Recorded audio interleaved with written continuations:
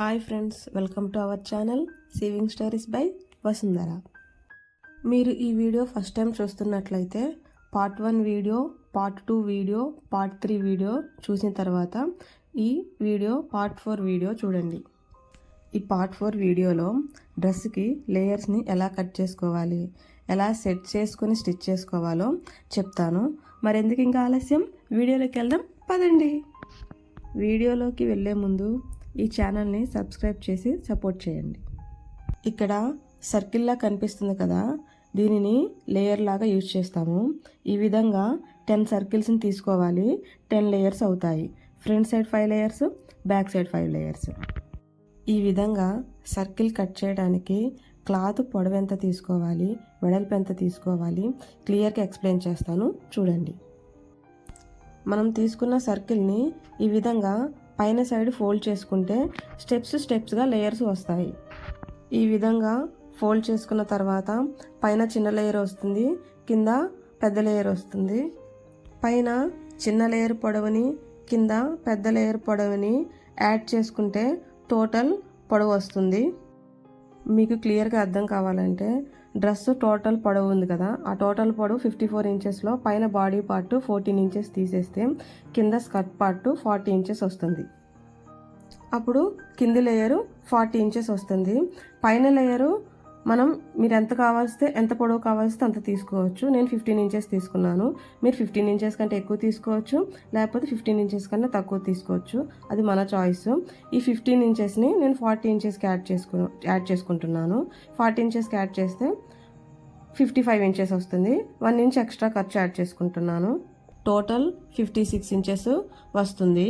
ఇక్కడ కనిపిస్తున్న ఈ క్లాత్ని 56 ఇంచెస్ పొడవుతో 56 ఇంచెస్ వెడల్పుతో కట్ చేసుకోవాలి.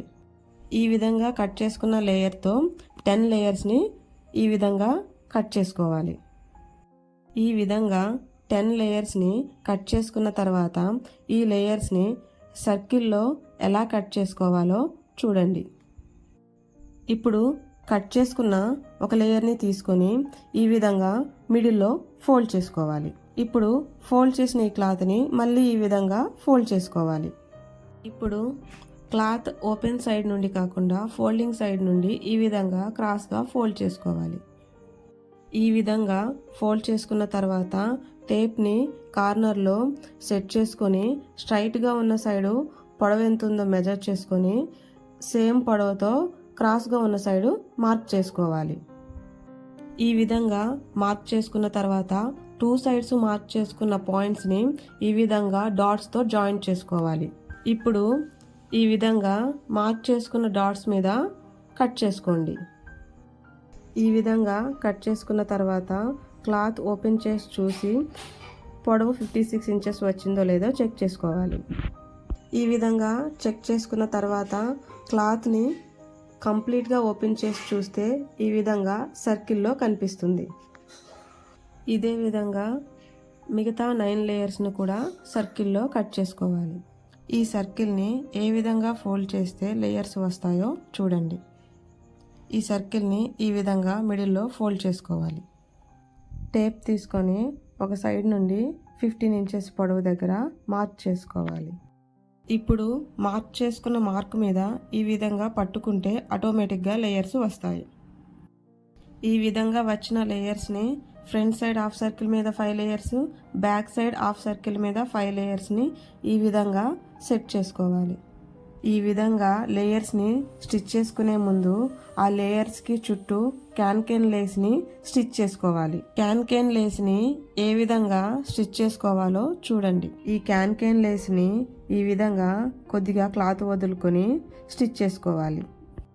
ఇప్పుడు ఈ క్లాత్ని ఈ విధంగా బ్యాక్ సైడ్కి తిప్పుకోవాలి. ఇప్పుడు ఈ లేస్ని ఈ విధంగా ఫోల్డ్ చేసుకోవాలి. అప్పుడు ఎక్స్ట్రా క్లాత్ లోపలికి వెళ్ళిపోతుంది.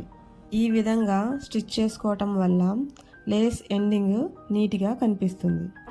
ఈ విధంగా కాకుండా లేస్ని కంప్లీట్గా క్లోజ్ చేసి స్టిచ్ చేయొచ్చు, కాకపోతే క్లాత్ ఫోల్డింగ్స్ వస్తాయి, నీట్గా కనిపించదు. క్లాత్కి కంప్లీట్గా లేస్ని స్టిచ్ చేసుకున్న తర్వాత చూస్తే ఈ విధంగా కనిపిస్తుంది. ఇప్పుడు ఈ విధంగా స్టిచ్ చేసుకున్న లేయర్స్ని ఇక్కడ కనిపిస్తున్న హాఫ్ సర్కిల్ మీద నేను సెట్ చేసినట్టు సెట్ చేసుకొని స్టిచ్ చేసుకోండి. ఈ విధంగా 5 లేయర్స్ని సెట్ చేసుకొని స్టిచ్ చేసుకోవాలి. ఇదే విధంగా ఇంకో హాఫ్ సర్కిల్ మీద కూడా 5 లేయర్స్ని ఈ విధంగా సెట్ చేసుకొని స్టిచ్ చేసుకోవాలి. అప్పుడు front side 5 layers, back side 5 layers, total 10 layers stitch చేసుకోవటం కంప్లీట్ అయిపోతుంది. ఈ విధంగా స్టిచ్ చేసుకుంటే ఫ్రాక్కి కింది సైడ్ స్కర్ట్ పార్ట్ స్టిచ్ చేసుకోవటం కంప్లీట్ అయిపోతుంది.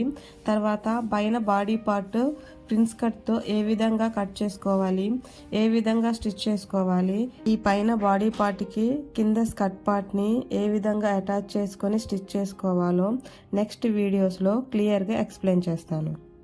ఈ వీడియో మీకు నచ్చినట్లయితే లైక్ చేయండి, షేర్ చేయండి, ఈ ఛానల్ని సబ్స్క్రైబ్ చేయండి.